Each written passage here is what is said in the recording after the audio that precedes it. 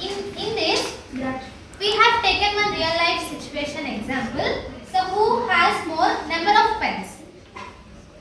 So one day me and my friend went to a shop. So we have taken a number of pens. She has taken a number of pens, and me has taken b number of pens. So we want to know that with whom more number of pens are there. Okay.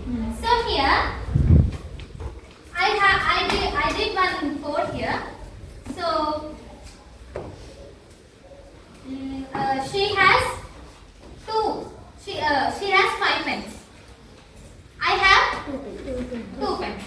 So here in code, if a greater than b, print a is greater.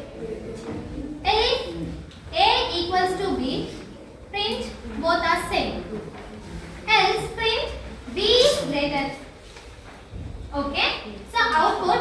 So with whom more pens are there? Yes. So 5 is greater than 2, no? So my friend have more pens. Okay.